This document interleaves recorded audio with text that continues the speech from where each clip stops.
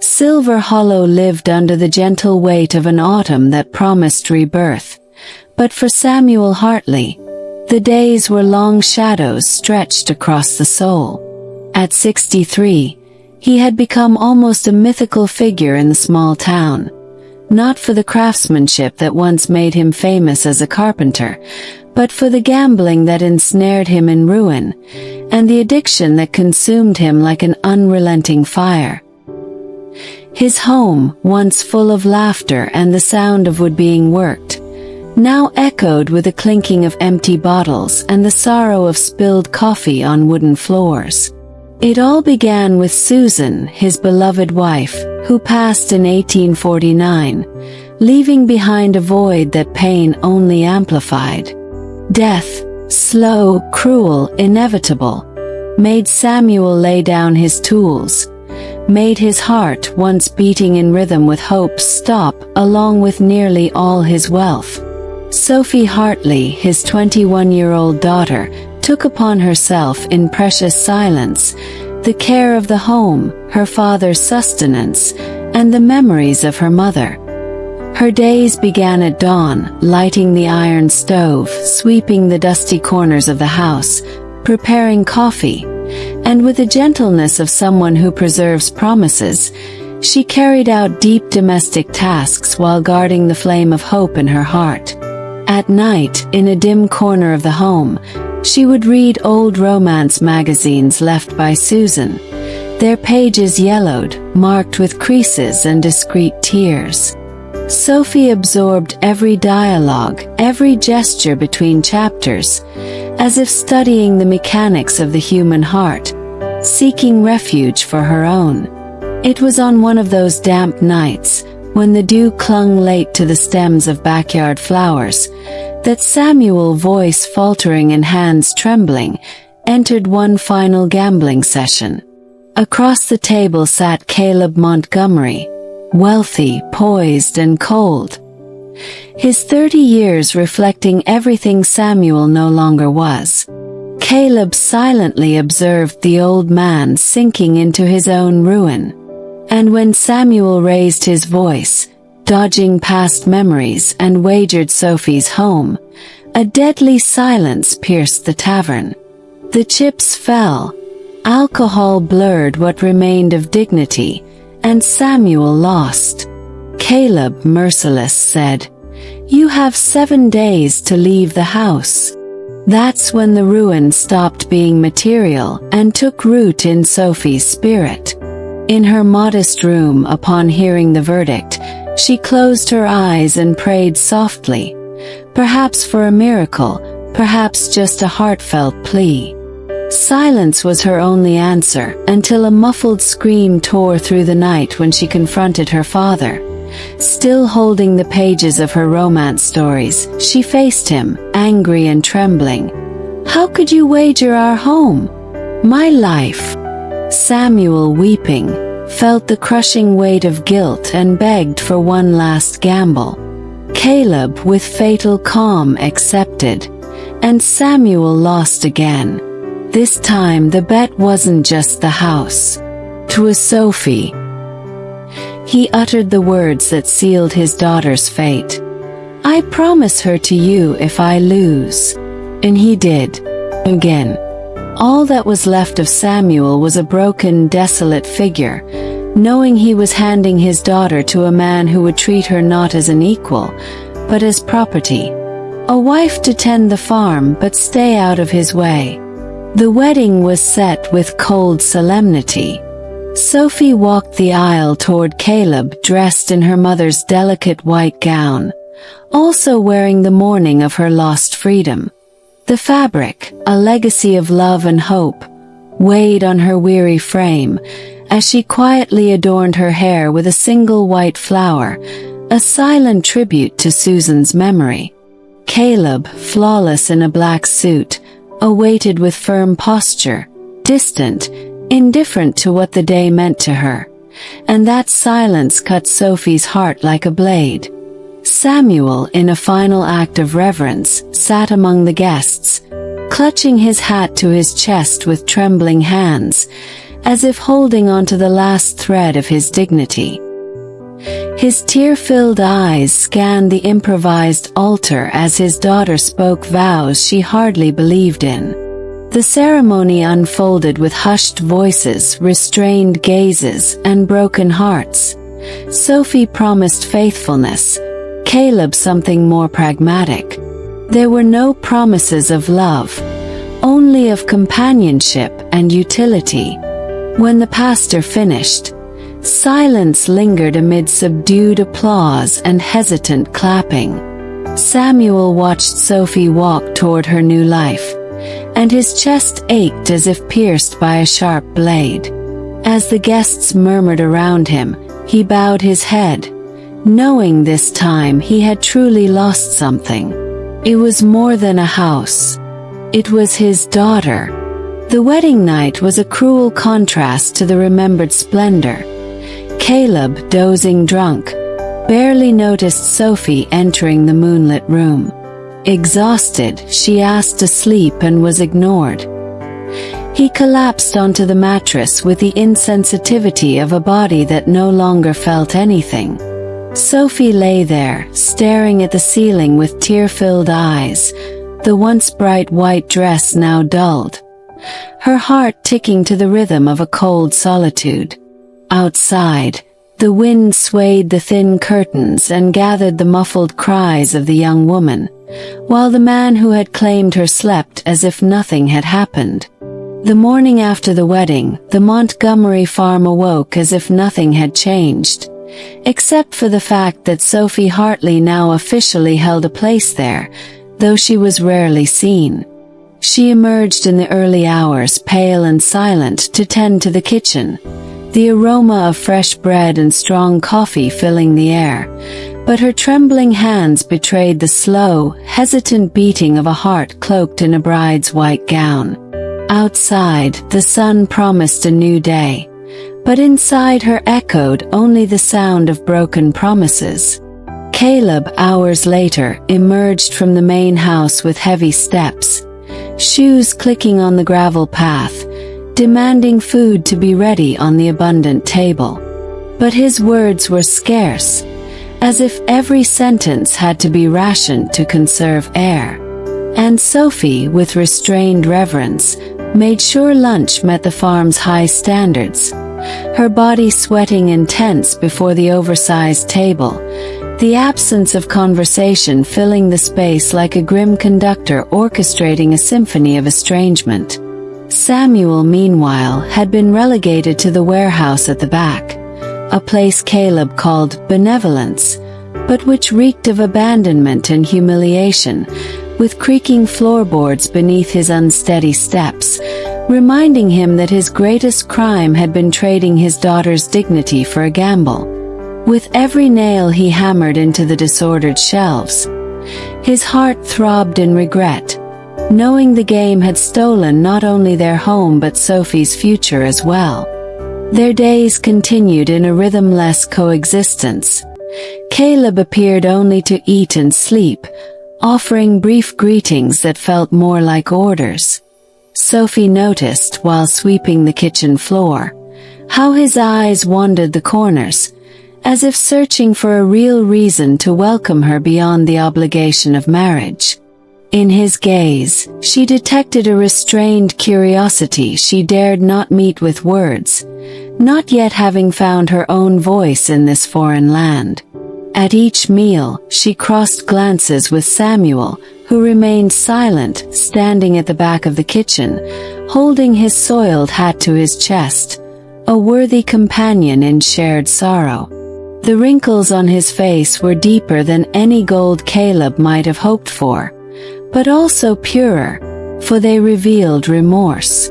Sophie wished, for a fleeting moment, that she could use more than her mother's gown or her silence to speak to her husband, to show her true self. But every attempt at speech tangled in her lips, unable to cross the chasm their marriage had created. Time passed. Mornings repeated in mechanical routine, until one tense night Caleb, who always returned sober from the tavern, entered the dimly lit parlor, only 2 candles flickering against the wooden walls.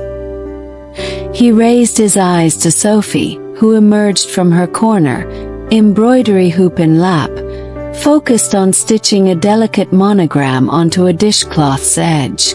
With a low, tense voice he asked, for the first time since their vows, "Why do you hardly speak?" She, without lifting her eyes from the thread, replied with the quiet sorrow of someone who has accepted her designated place. "There's not much to say." Her answer struck deeper than any confrontation. Her neutrality was harsher than defiance. It was the weight of a silent world, a message that no life truly lived there. Caleb recoiled, clenched his jaw, and left, knowing her simple, quiet words were worse than any argument. In the early hours of a following week, a new twist shook their uneasy order. Caleb returned from the tavern carried by 2 men. His body bruised, bloodied, and dusty, evidence of a violent brawl over a gambling debt. His face was swollen, and one sleeve of his black suit was torn, testifying to the struggle. Without hesitation, Sophie dropped her embroidery and wooden spoon, accompanied the men to the room, and set up an improvised bed with clean sheets and extra pillows. When Caleb came to semi-conscious, she tended to his wounds with a quiet care that mixed rage, compassion, and exhaustion, cleaning the blood, applying warm compresses, her body brushing against his almost imperceptibly. In a moment of pain-soaked clarity, he gripped her hand tightly, looked into her eyes and said in a hoarse voice, "Thank you. It's the first time anyone's taken care of me." His words echoed through the room like thunder, breaking the deathly silence between them. Sophie felt a knot in her stomach, a mix of relief and fear. Relief at being seen, acknowledged. Fear at what this stirred in her heart. For there, amid wrinkled sheets and flickering light, a small yet powerful spark emerged. Recognition. The following days unfolded with an oddly gentle rhythm. Caleb stopped spending entire nights at the tavern and began arriving before the coffee cooled, sitting at the table as Sophie served fresh bread and coffee. They exchanged glances and short words, thank yous, remarks about the farm weather, just enough to keep silence at bay, though not yet enough to fill the lingering emptiness. Samuel watched from afar, his face softening when he saw father and daughter sharing soup, walking to the stables to feed the horses, or exchanging glances while discussing plans to repair the shed. Though he still lived in the back of the barn, the warmth of their new interaction reached even his scarred soul and whispered promises of redemption. One quiet Sunday morning, as the roosters crowed early, Sophie felt dizzy descending the stairs. Her legs buckled, and before she fell, Caleb was at her side, hands steadying her body, guiding her to a bench near the fireplace. His eyes locked on her pale face, his voice gentle. "Sit here, rest for a bit." He picked up the shawl she used to protect her mother's white dress and wrapped it around her shoulders with an unexpected tenderness. She closed her eyes, and he remained there, watchful, observing the faint tremble still coursing through her. Then, between breaths and silence, she asked gently, "Why did you accept to marry me if you didn't even know me?" Caleb, swallowing his words, answered in a low, tense voice, "When you love someone the way I love my father, despite everything, you do anything for those you love." That sentence struck her like a blade, because in it, she recognized the same devotion that had ruined Samuel. A near-blind loyalty, an immense sacrifice. And for a moment, she saw in her husband not the man who had stolen her future, but someone who, in a twisted way, honored a family promise. Her words had reached his chest and opened the path to new, confused emotions, a mix of compassion, curiosity, and a quiet, growing hope in the farmer's heart. That week, the farm's routine shifted in a nearly imperceptible yet profoundly meaningful way. For the first time, Caleb began arriving early for breakfast, even before the sun rose. Sophie, with a restless heart, felt anticipation in those morning minutes. The fleeting sparkle in his eyes as he waited for his cup was the sort of thing she had read about in stories, but never seen. A look full of gratitude, and perhaps something more, perhaps a soul quietly opening. She responded with a soft, reserved smile, spreading the aroma of freshly baked bread like an unspoken act of love, while outside, the roosters announced a new day full of small possibilities. Silent mornings gave way to warm conversations. Caleb began talking about the fields, the barley harvest, the needs of the workers. And Sophie, cautious, found herself replying with care and interest, discovering she knew quite a bit about farming, having helped her father during hard times. That stirred respect in Caleb, a discreet admiration, as if she was slowly becoming more than a servant, more than a wife by obligation, someone worth investing time and attention in. Sophie, for her part, began to feel a transformation within. She still remembered her wedding day, walking down the aisle in a white dress, with an empty heart and a resolute face. But now, with each question Caleb asked about the farm, New York fashions, or her readings, even knowing she read romance, she felt a growing spark of identity, of agency, as if her voice, once bound by fear and silence, now rose to match his. She realized she had a sensitive mind and a presence that could, indeed, be noticed. In the warehouse, Samuel, once wrapped only in the shadows of his failure, began to witness something blooming between Sophie and Caleb, and within himself.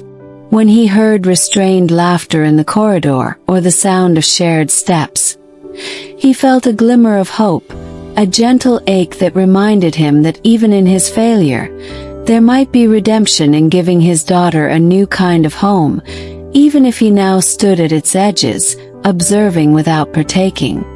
On a cold afternoon, as the winter winds began painting the landscape and the scent of burning firewood filled the rustic kitchen, Caleb asked, for the first time, about Sophie's story, the novels she read, her love for literature passed down by her mother.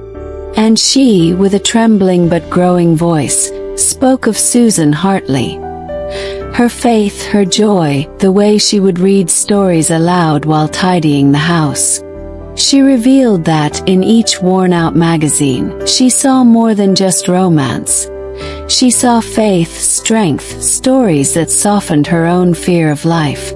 Caleb listened, his eyes fixed on her delicate face, glowing in the light of the stove, and without realizing, allowed himself to admire not only her beauty but the soul unfolding before him, in simple words and tender memories, with grace.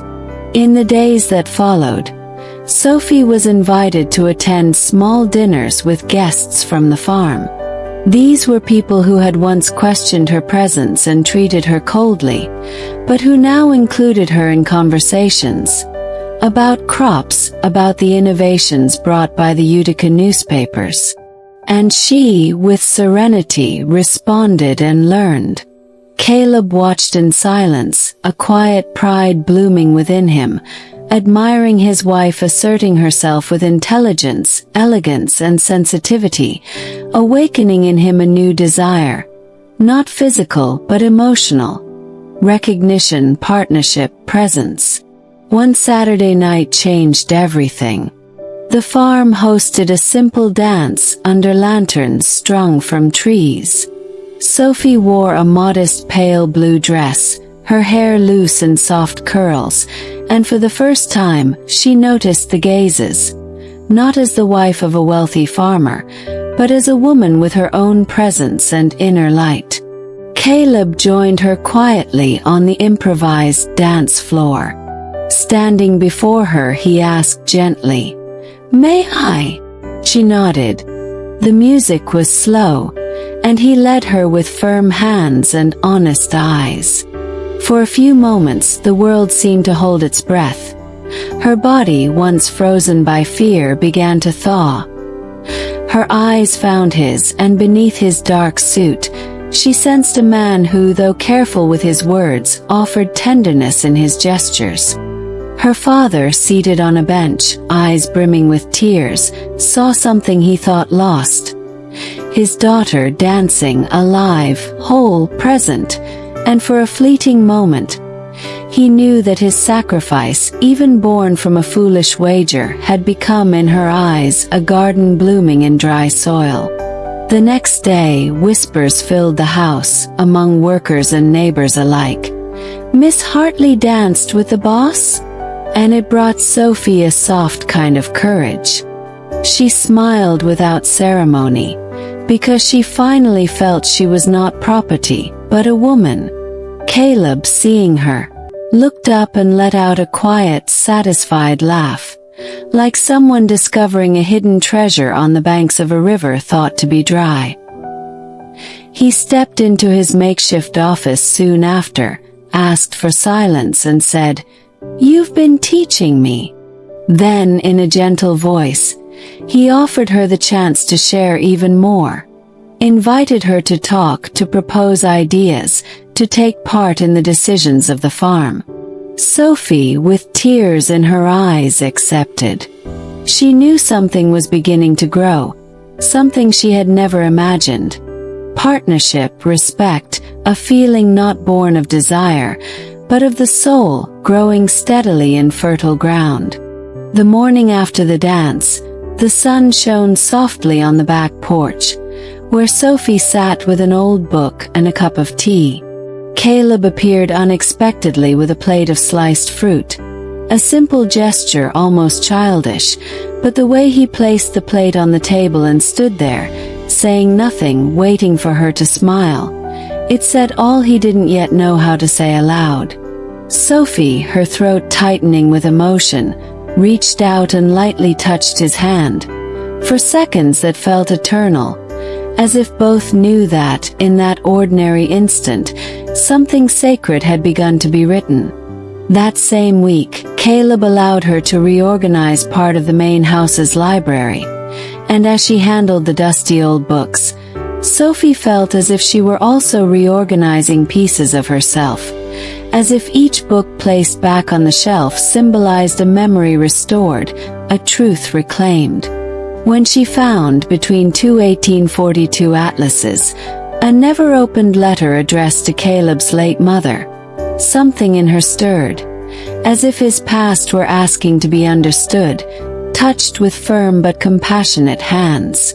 Showing him the letter, she saw in his eyes a lost boy behind the armor of a man, and wanted to say she was there, not just as a wife, but as a woman capable of carrying the truth, whatever it may be. And it was there, between the dance under the lanterns, the fireside conversations, the brief touches and heavy silences, that something changed forever. The air between them began to carry space for affection. Small gestures, steady trust, recognition. Sophie realized that, despite everything, this man had found the courage to open himself to her. Even coming from the emotional wreckage of his bet. Chester, the man who stole her home and tried to steal her soul, was now discovering the value of a heart willing to love gently.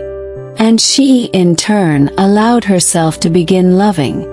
Not the husband who won her by a gamble, but the man who was becoming worthy of her trust.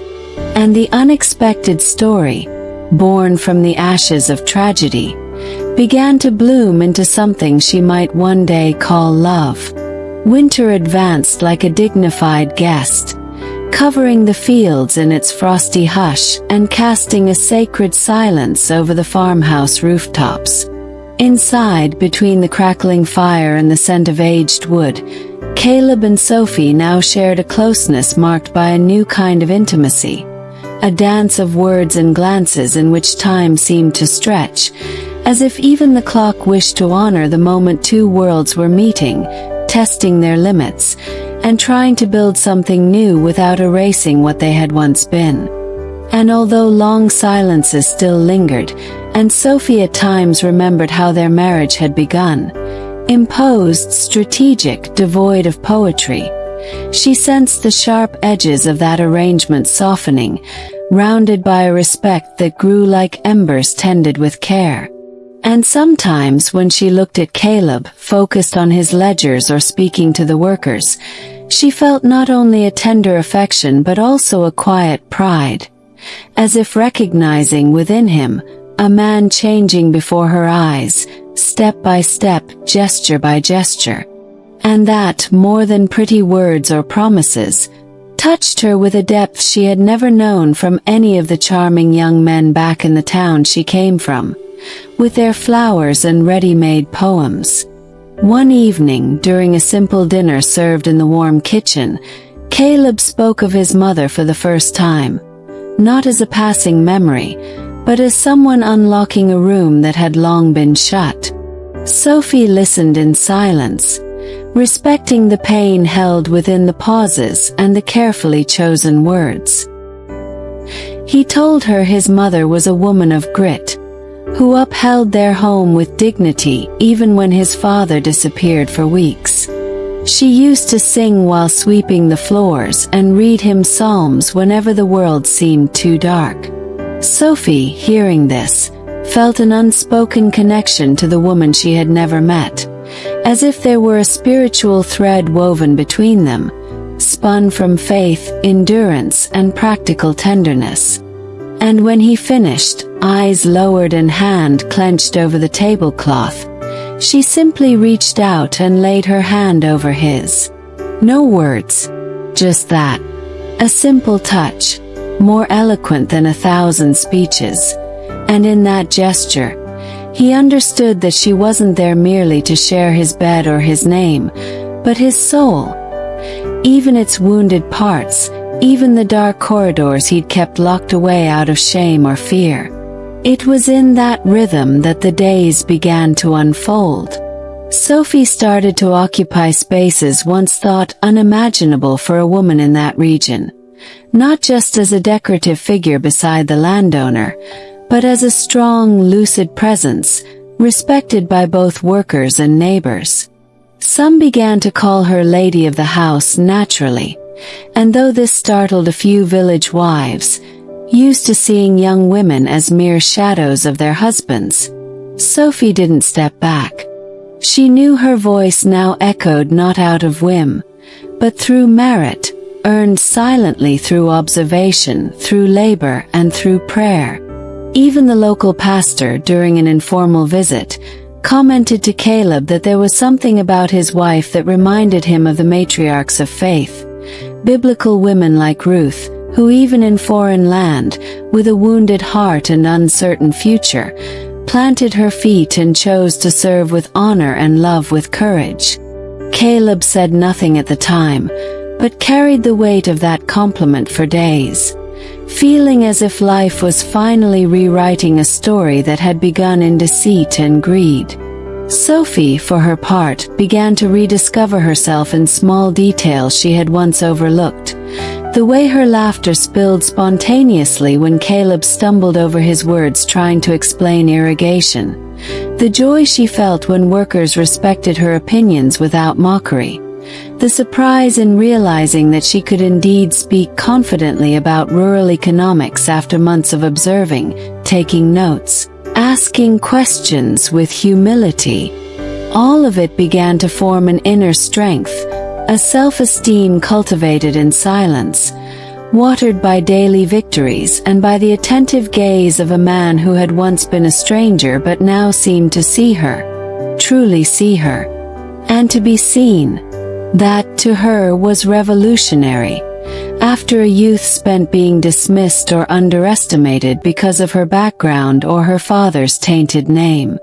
On an especially cold Sunday after supper, Sophie decided to visit the storage shed where they kept the winter supplies. There, she found an old wooden box bearing the name of Caleb's mother. Inside were books, letters, and a diary with pages yellowed by time. Gently, she brought the contents to the bedroom and spent hours reading, crying, smiling, feeling herself part of a spiritual lineage of women who loved despite the pain, who built despite absence, who served with firmness and sweetness. When she shared her discoveries with Caleb, she saw something in his eyes she had never seen before. Genuine gratitude, as if she were restoring a forgotten part of his story. As if by touching his mother's past, she were healing the son's present.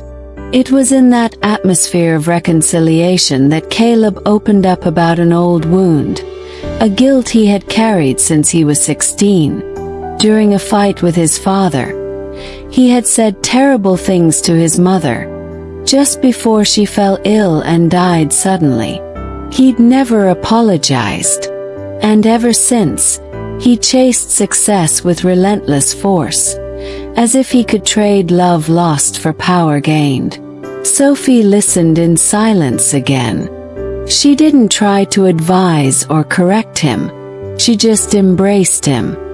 And in that firm, silent embrace, Caleb wept like a child, for the first time in years.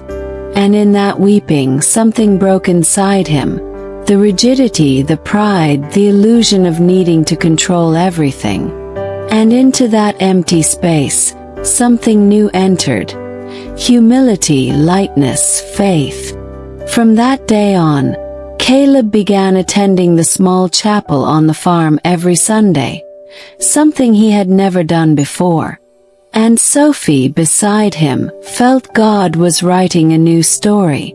Not just for them as a couple, but for him as a man who now kneeled not out of obligation, but out of conviction. A man who now sought in God not only blessings, but direction, forgiveness, redemption. And that changed the atmosphere of the house. What once was heavy and silent now seemed to breathe with the music of birds, the scent of fresh coffee, and new hope, as if the walls themselves had been washed from the inside. Then Sophie, opening her Bible, read in Proverbs, "The wise woman builds her house, but with her own hands the foolish one tears hers down." And she smiled, because now she understood with her heart what those words truly meant. It wasn't just about practical wisdom, it was about presence, about spiritual influence, about being a vessel of restoration in the life of a man who, though bruised and hardened by time, was still capable of starting over, if someone reached out to him with truth. And she was there for that. The first shadows of spring began to brush the outlines of the farm with timid fingers and promises of renewal, bringing a lighter breeze, the sound of freed streams, and the rustling of leaves still healing from winter's bite. It was in that setting that Caleb and Sophie took another step forward. Not a dramatic leap, not a sudden turn like the romances back in the city, but a quiet, steady walk. The kind only possible when the foundations have already been laid with patience, healed wounds, and the daily choice to stay, even when emotions falter, even when past traumas whisper doubts in the night. They both knew, true love is not made of shivers alone, but of action, presence, and covenant. And every small gesture, like the coffee Sophie made before Caleb left for the fields, or the note he'd leave on her Bible, was now part of a construction that didn't need the spotlight of passion, because it was supported by the weight of a promise. It was also during this season that Sophie, as she walked along the property's trails, began to see herself as a living part of that land.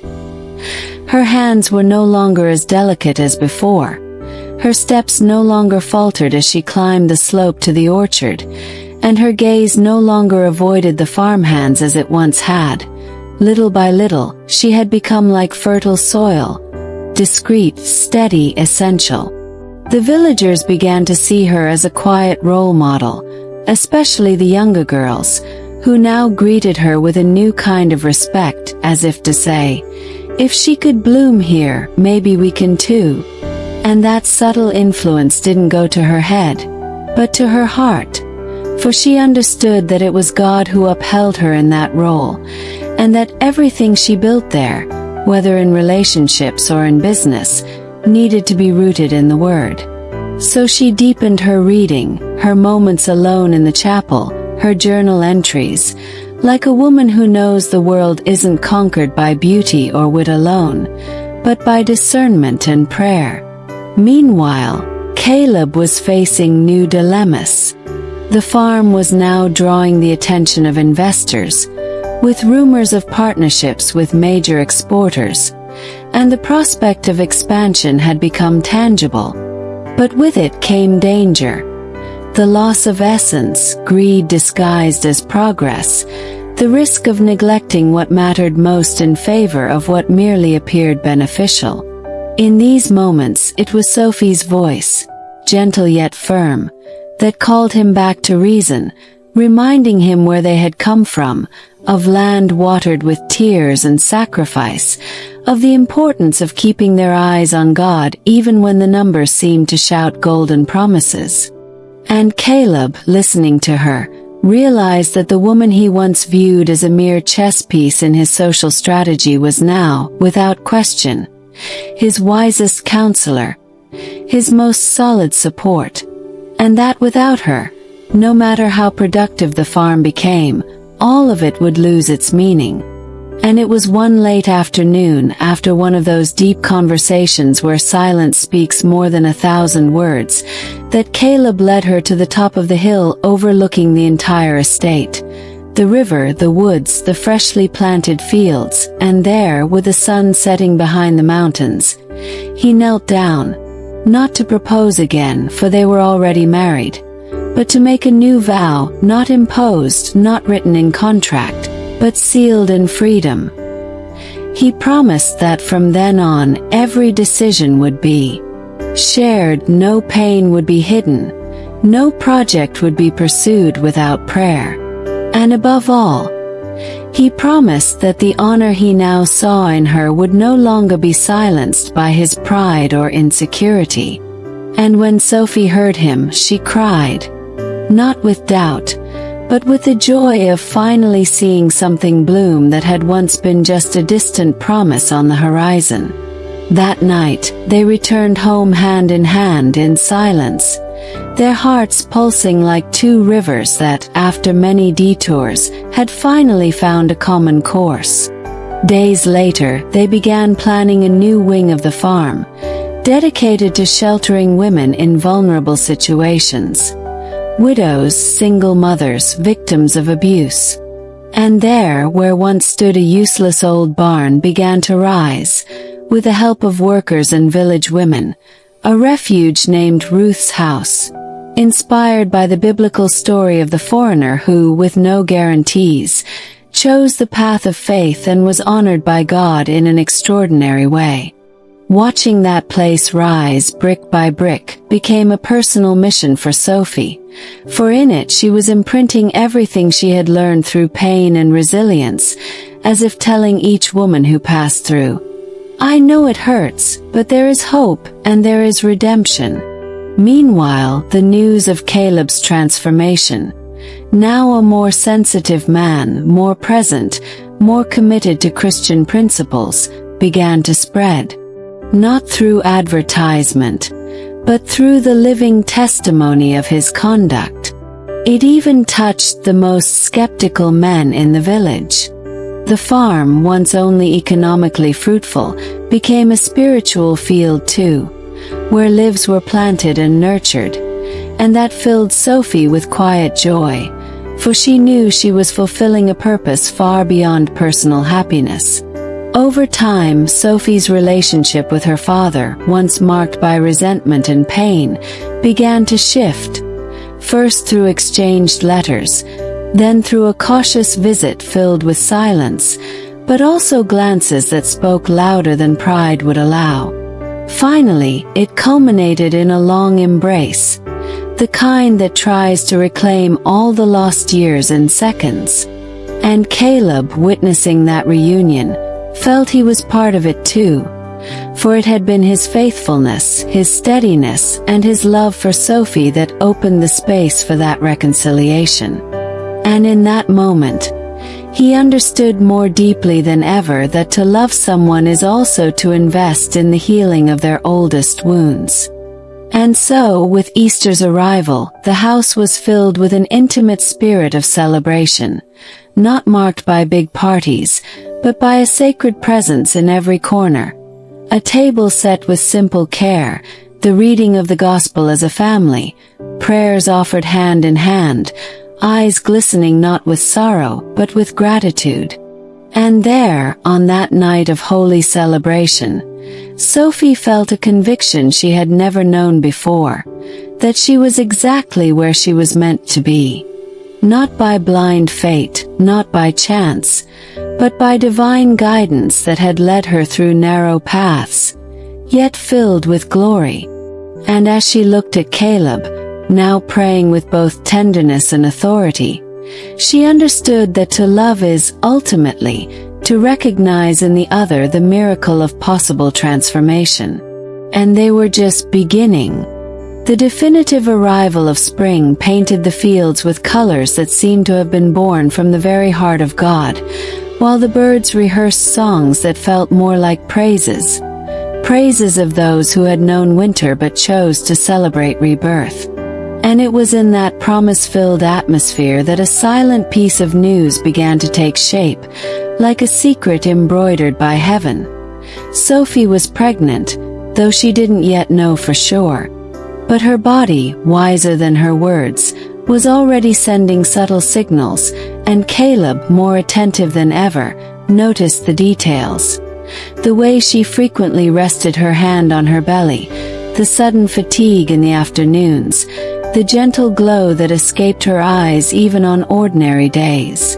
And though fear of being mistaken loomed in his heart, there was within him a hope so immense it refused to be silenced. So, quietly, he began preparing the house for something new, like someone who builds a cradle before the confirmation of life, because deep down, he already knew.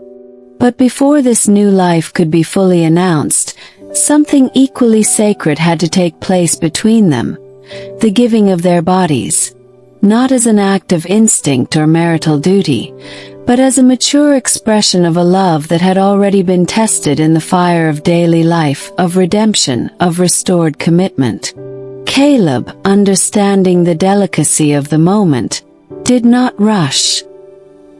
He knew Sophie came from a past of impositions, of shallow promises, of a youth where feminine sensuality was treated as currency, not as altar. So in each gesture, he built a safe space. In every word, he affirmed how much he desired her, not just for her physical form, but for the rare combination of strength and tenderness, wisdom and vulnerability that made her one of a kind. And when they finally lay together, it was as if the very night blessed them, with deep silence and stars pulsing in rhythm with their hearts. There was no rush, no fear, no shame, only the certainty that everything they had lived before, every wound and every loss, now made sense. The days that followed were marked by a different kind of silence, an expectant silence, like someone hearing from afar the steps of a promise approaching. Sophie, though not speaking openly, began to suspect the changes in her body. One afternoon, while gathering lavender for the sachets of the House of Ruth, she felt a slight dizziness and a sudden wave of nausea. Sitting under the shade of the oldest oak on the farm, She brought her hands to her belly with a trembling, almost incredulous smile, because what her soul already knew was now echoing in her flesh. That evening, when Caleb returned from the fields, covered in dust and sunlight, she simply looked at him, and he understood, as if that truth had already been written in her eyes. And when Sophie softly whispered, "I think I'm carrying a child," Caleb's legs gave way, and he had to sit on the doorstep so he wouldn't collapse. Such was the emotion that overtook him. He said nothing for long moments, he just wept. And Sophie sat beside him, resting her head on his shoulder. And it was in that silence full of life that they welcomed the new season of their lives. That night Caleb didn't sleep, but he didn't feel tired either. He spent the hours in prayer, thanking God, asking for wisdom to be a father, confessing his fears and hopes. And at dawn, he built a stone altar in the backyard, just like the patriarchs did, to mark that day. To remember that on that soil once stained by lies and impure intentions, a generation washed by grace was now being born. With the news of the pregnancy, the house of Ruth took on a new meaning for Sophie. As she looked at the women arriving there, wounded, abandoned, or lost, she saw not only her own past but also the future she wanted to secure for her child, a future where no one would be invisible, where love wouldn't depend on perfection, where a name wouldn't define a person more than their capacity to start again. She began writing letters to the child growing inside her, not just documenting the symptoms of pregnancy, but recording the lessons she wished to leave as a spiritual legacy. Each letter began with the same phrase, "My little miracle, fruit of redemption." Caleb, meanwhile, became even more involved in the community's services. He began studying the scriptures more deeply, sought counsel with the pastor, and drafted future plans for his child's education. In every daily decision, he imagined the presence of that little being who would soon bring new questions, new challenges, new joys.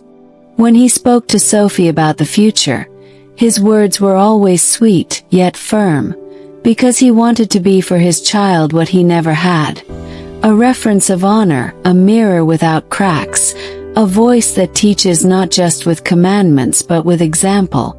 Time moved forward with the gentleness of hopeful days, and the pregnancy was confirmed, followed by a small service in the farm's chapel, where friends, workers, and neighbors gathered to give thanks, to sing, and to dedicate the new life to the Lord.